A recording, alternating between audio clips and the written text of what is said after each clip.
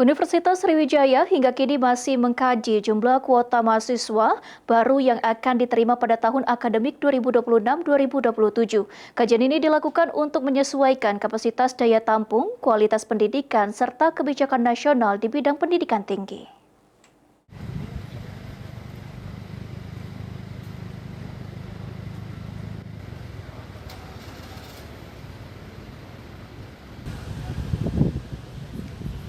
Universitas Sriwijaya masih melakukan kajian terkait penetapan kuota mahasiswa baru tahun akademik 2026.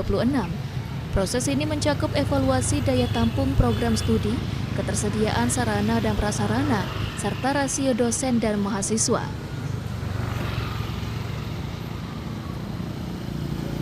Rektor Universitas Sriwijaya, Profesor Taufik Marwa mengatakan, untuk kuota mahasiswa pada tahun ajaran baru masih dalam kajian, namun diharapkan tidak berbeda jauh seperti tahun sebelumnya, yaitu sebanyak 10.026 mahasiswa baru.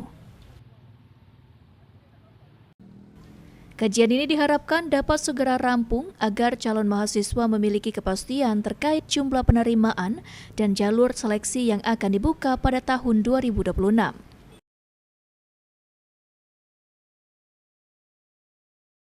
Dengan scan barcode kemudian ada atau juga memasuki print yang telah disediakan. Ada hadiah menarik yang akan kita bagikan. Ada peningkatan Pak?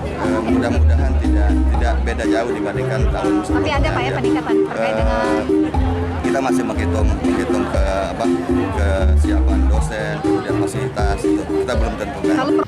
Adapun pola penerimaan mahasiswa baru di Unsri akan tetap sama seperti tahun sebelumnya, yakni melalui jalur seleksi prestasi, seleksi berdasarkan tes dan jalur mandiri. Ilham Wahyudi, PAL TV.